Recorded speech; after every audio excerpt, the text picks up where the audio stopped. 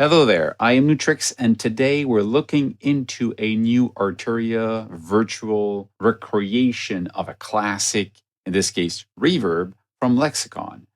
It's called the LX-24. My guess it's recreating the 224, if I'm not mistaken. Lexicon did a lot of really cool reverb, high-end reverb at the edge of the technology when digital was coming in. So a lot of these unit was really high cost because at the time digital was so costly, and the quality that they had was surprising at the time. But what's interesting is that because of the limits of the technology, but back then in 80s, they made decision to make it sound better, to kind of counterpoint some of the lack in technology, because that's where the technology was at the time.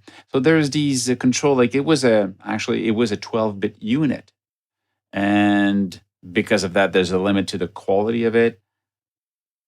Let's just listen to the recreation, because anyway, I don't have the original to test out, and I don't care if it sounds like the original. My question is it good enough for what I want to use? Is it quick enough to make it sound the way I want to sound? And it's a reverb. Nothing else, it's a reverb. Actually, it's more than a reverb. There's also a compressor in it. There's also a gate in it. There's a ducker in it. There's a drive. Let's try it out.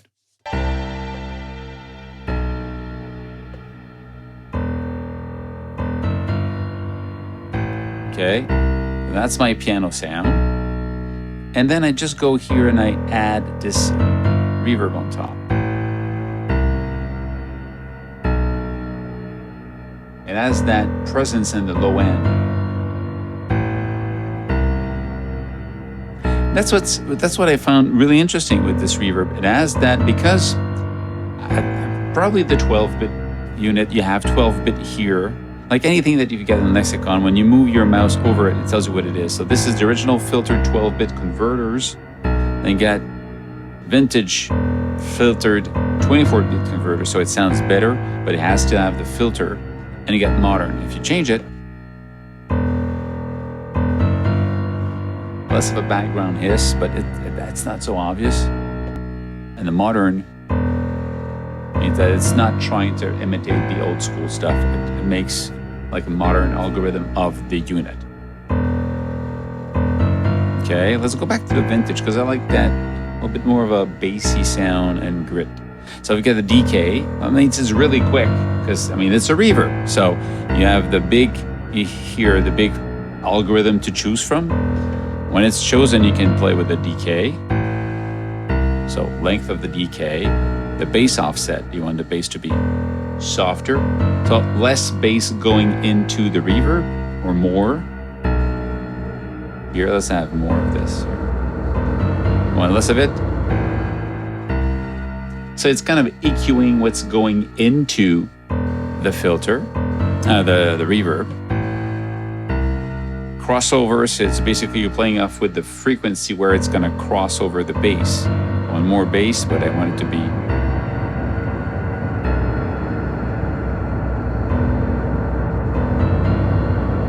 And you see the value in hertz here, in kilohertz. So what's going to be over that? You got a decay, this is damping here.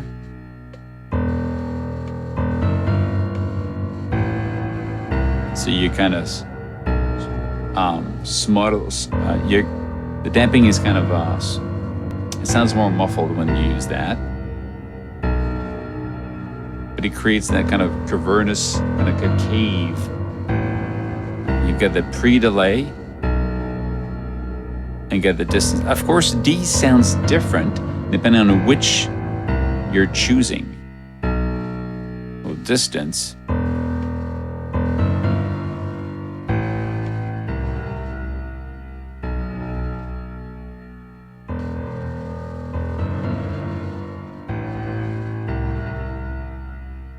There you hear more now.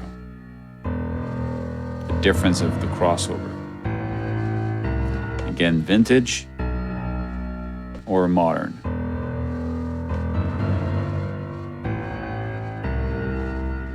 And you have enhance mode. You want it to be enhanced, so it enhances the modulation of the reverb tail, so it creates more, I would say, complex movement in it. Decay optimization. So, but again, do you want it to be more digital sounding, like rough, or you want it to be cleaner like today? So you have the choice of the two. And you have these, like I said, different type of acoustic algorithm recreation that you have here. You can play with that. But what's really opens up is when you actually go into advanced, and then you're basically using something else. Yes, it's based on the Lexicon, but it's basically just a today technology recreating different things. So you get how much you want the enhancements here to work. The decay optimizer, you can actually tweak how much you want it to optimize. So it will change, again, depending on how you use it. Pitch shifter only works if you use the enhancement.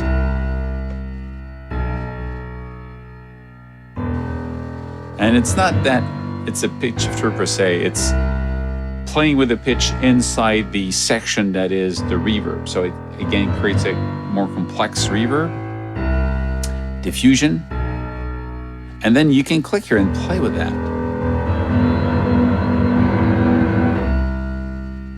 You play with the decay here by up and down. Left and right is the crossover and the bass offset.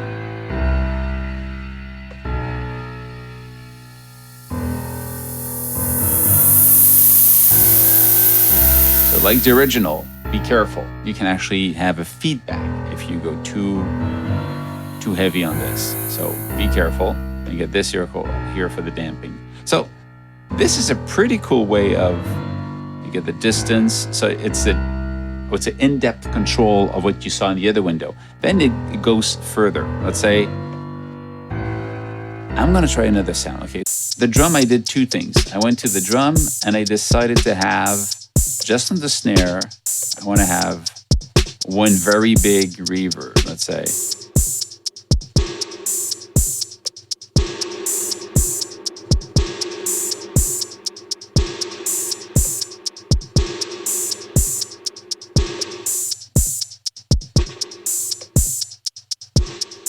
Oh, this one was cool. With the pretty, that kind of distance. Let's keep it that. And I'm going to close this, and I'm going to put on the whole drum another reverb. So here, if I take this one on, turn it off, turn it on.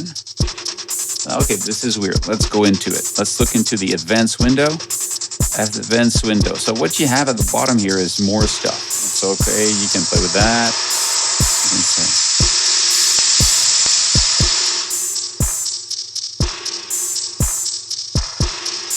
but let's say, if you don't use the drive, this is how much stuff coming in, and you have an high pass, low pass.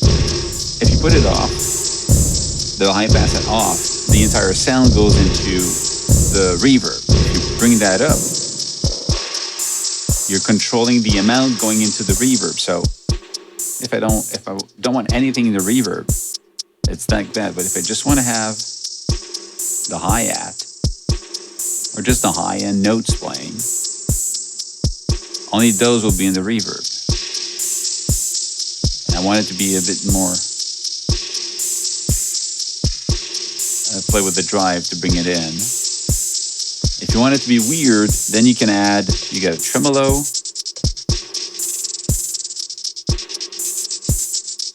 and again, it only applies to the section that is after the filter that you have here. You also have a ducker. You can decide with the threshold, the ratio, and a release for the ducker. Same thing for a gate. And what's interesting is if you want to use this on a track, let's say a piano or a pad, and have a drum, a kick drum, control it, you can actually use an external input and then from another track send it into this. So it's going to be used to trigger it. So I'm not going to go that, but you understand that you can do that. You have the master, brightness, and the width. Mono or wide, diffusion. And again, vintage 24 or modern. And then you hear that the really high-end frequency that you would have in these two, because these were filtered to protect from the noise that would appear in the high end. That's the logic.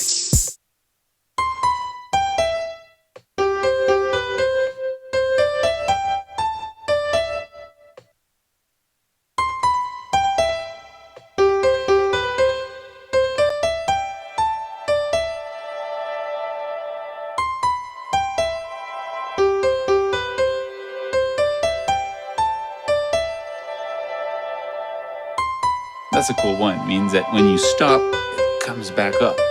And that's probably because we're using the ducker.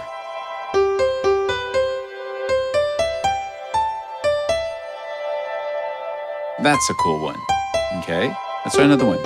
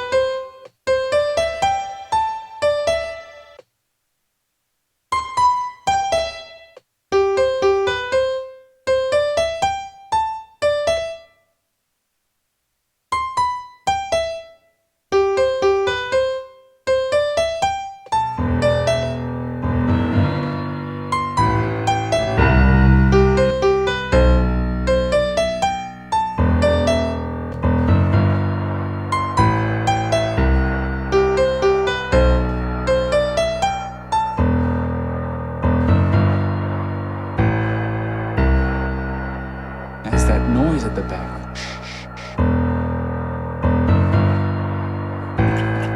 So,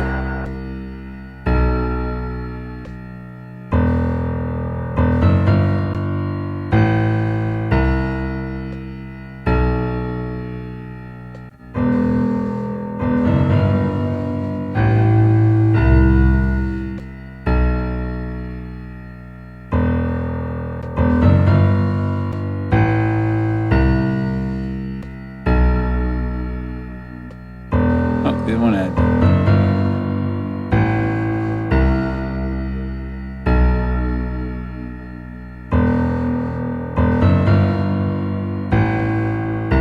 And like every piece of software from Arturia, you should, first of all, start with the tutorial here. And we'll go through introduction, hardware panel, all the knobs, how they work, advanced panel, all the knobs, how they work. So try that just to understand really how it works. And then if you always look for something else, if you try to figure out how it works, you always have access to the user manual and specifically each of these buttons, what they do and how they work. That's it.